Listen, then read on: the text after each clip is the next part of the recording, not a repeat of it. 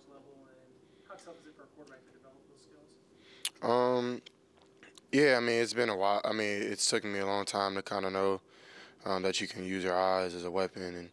But for me, like, eyes and feet are everything. My eyes are connected to my feet connect to my eyes. And as a quarterback, I mean, I think that's really how you're supposed to play. So all the way from really high school and then really in college, my assistant quarterback coach has always told me if your feet and eyes are good, then you'll make the play and you'll play really good in the game. So, yeah, it's kind of instinctive too. Sometimes I don't know. I just do it. I don't really think about it. But yeah, it's definitely been a work in progress and still working on some things too. What are your thoughts on getting some guys back offensive line-wise? Yeah, I think it's a good thing for us, man. We've been banged up really since training camp, and to see guys get healthy, seeing how hard they've been working in the training room, getting back with Roland and those guys, and seeing how hard they're working, just to come back and compete with their brothers, man. It's been good to get guys back at practice and get back to work with them. I know you briefly mentioned, finishing the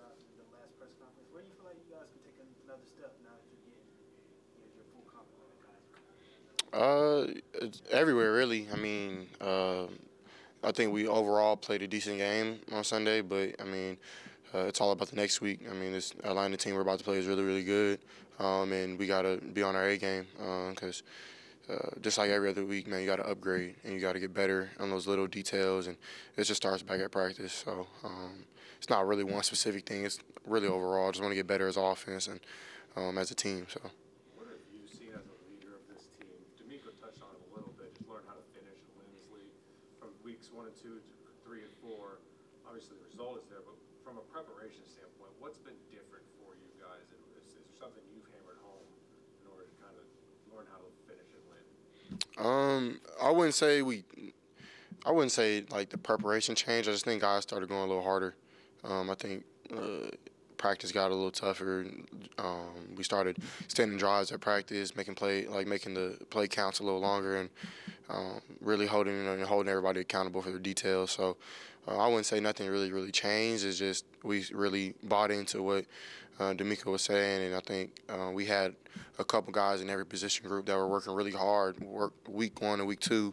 They put it out on the field, and it worked for those guys, and the guys, everybody kind of seen that and ended up falling aboard, and everybody wants to be successful and play good. So the guys who were doing that kept doing it, and those guys who seen it getting done started doing it as well. So I just think the culture is changing where DeMeco and Bobby are calling guys to really work hard at practice because you put it in throughout the week. I mean, it's kind of like you give yourself a better opportunity to make the play in the game. So that's been kind of the thing with that, which is guys working really harder. So is that, sorry, just a fault, is that something where DeMeco's like, listen, we're not practicing hard enough. If you want to see results, we got to practice harder? Or is that where the players go to him and be like, listen, we need to be pushed. We need you to push us harder? A little bit of both. I mean, I think every great team is both not only player-driven but coach-driven as well. So it was a little bit of both. And no one likes losing, so we wanted to snip that in the bud. We wanted to figure out where our issues were, and we boiled it down to just practicing harder. So, yeah. CJ, I'm sure you got a ton of advice from various people since you got drafted. Is there any one bit of advice that you received since then that you think has really helped you as you get into your first season in the NFL? Yeah, I mean, like you said, I've had a ton of people give me great advice, and kind of the ones that really stick out are I'm not trying to discredit anybody else, but the guys who've been in my shoes before, and I've talked to a lot of guys who've been first-round picks, first-round draft picks from the quarterback position, and even talking to I talk to NBA players, businessmen, people in different type of success-driven, results-driven businesses. And their thing for me was just, man, whatever happens, good, bad, really sad, just go back to work, get back on your routine, and let everything go once that next day hits. And for me, that's really helped me a lot. Just stay even keel, stay right where I'm supposed to be, humble and level-headed.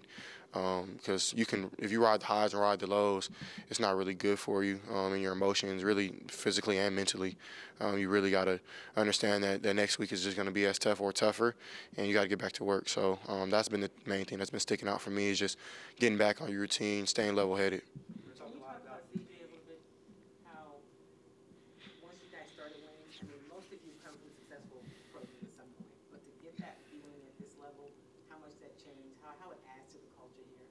Yeah, it definitely helps a lot. I mean, I definitely think DeMeco and Bobby come from a winning culture, and they wanted guys who are used to winning.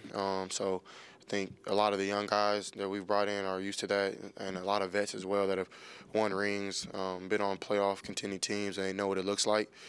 So for us, I mean, the leadership has really been there, and every game you can see it grow. Another guy come up and be a more vocal leader, or another guy become lead by example guy. Like, everybody's kind of stepping up, playing their role, and we're all holding each other accountable. So I definitely think winning has to do with that. But for us, I mean, none of us are satisfied. It's just the beginning, and we're really excited to go out there every week and prove ourselves right. And put on the show, man, because that's, I mean, what NFL football is about. With Titus, since training camp, how did you interact with him whenever you can't get physically on the field, like practicing and working with that? Were there times that you kind of work with him to the side, and what's that relationship like, and how you guys are kind of back practicing together?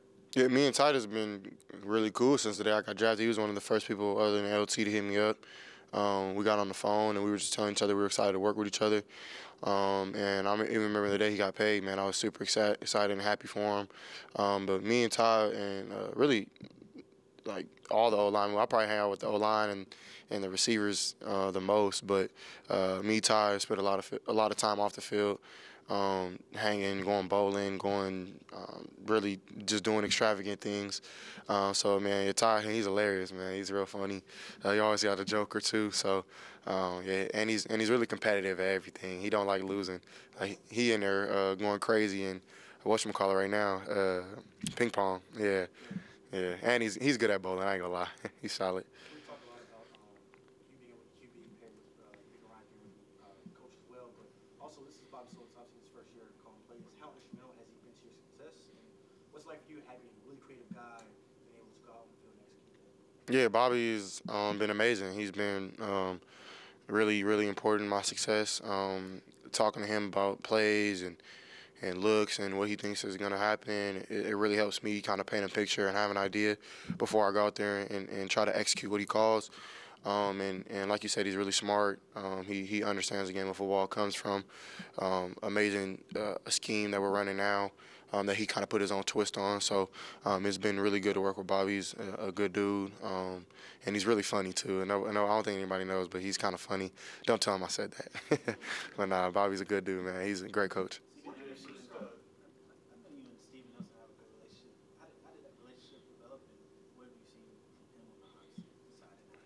Right, yeah. So Steve came in kind of later, right before training camp, and I remember just meeting him, and he just seemed like a upstanding dude. Like, he stand on his business. He don't take no crap. He's just a workaholic. And honestly, when I found out he had a farm, I thought that was cool. So I asked him about his farm. He kind of gave me the details, like why he has it and how he runs it, who runs it for him, and whatnot. And I was like, man, this dude's interesting. So then he just started giving me advice about ball. He picked me off a couple times at training camp, which helped me a lot, just learn as a young player.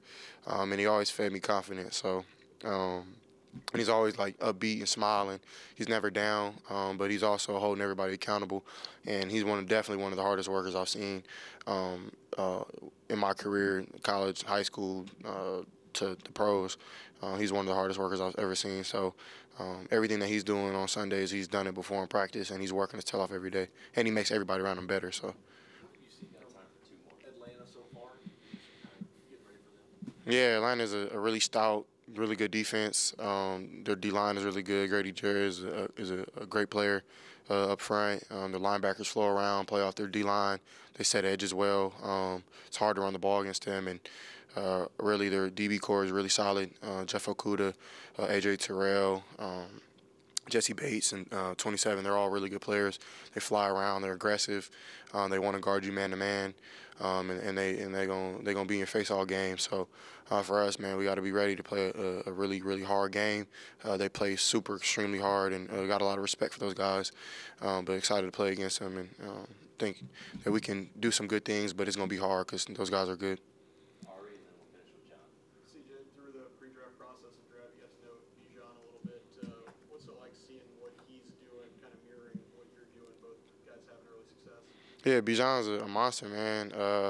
He was supposed to be a Buckeye, so I still kind of mad at him about that. But nah, that's my guy, man. A lot of conversations with him. We have the same marketing guy, Brian Birdie, and we see each other a lot during the off season, and always got some good things to say.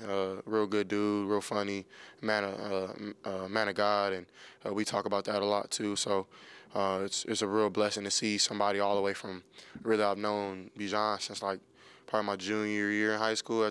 I met him at the Elite 11 to all the way now to us being in the pros. It's cool to see somebody progress in their process from him playing in high school to UT and then all the way now for the Falcons, and he's balling, man. So I'm super excited and happy for that guy. CJ, you've gotten a lot of recognition for your yards and interceptions, most compared to other rookies, but yesterday you ever put one out about your 1,200 yards, no interceptions, and you're in company with Rodgers, Breeze, Mahomes, Brady, and Manning, not rookies. Well, how do you feel to see your name mentioned with those guys? And also, you look older today. I appreciate that. Thanks for bringing that up. Thank you, man. But it's cool to be mentioned with those guys, man. They're all legends, guys I looked up to. And for me, it's just letting me know, man, like I have an opportunity to do something special, and I got to just continue to work really hard to be where those guys are at and try to be better than them. And I've talked to Brady before and a couple of those guys, and they always have positive and good things to say. But they always tell me, man, the work and being a great teammate is more important than the accolades and the yards and everything like that. Those are what gets you championships and makes you become a better quarterback, and not only a quarterback but a better person is doing it for your teammates. So I take that to heart, and I think the advice I've gotten from those guys I'm trying to use every single day. And it's been a growing process, and for me, I want to continue to work really hard and do everything that they've asked me or gave me advice to do. But yeah, man, it's pretty cool. But I mean, for me, I have a lot of work to do, a lot of growing still to happen. I have to get a lot better in a lot of multiple areas. But that's every game. I think that's gonna be every year. Like I look at Brady, Breeze, Mahomes, like every year they're upgrading from the time they're rookies to the next game, to the next year, to the next whatever it is. Those guys are working their tails off to be better than they were and to upgrade their skills. So for me, I'm trying to do the same every week. And but it's cool to be a part of that company a little bit. I'm not there yet, but yeah, and appreciate the birthday shout out. Thanks, man. Just chill with my family, man. I went to the movies to see The Creator with my family. Something that we used to do when I was a kid. So it was a real good movie, but like great movie. But it was good to just chill with my family. My mom, she was talking the whole movie, but love you, Mom. But Lord, man, she talking the whole movie, man. I'm like, Mom, just watch everything that you asking me. I don't know. It's my first time watching it just like you. You know what I'm saying? But nah, it was a good time. That's all I did. So yeah, for sure. Appreciate y'all, man. Thank you.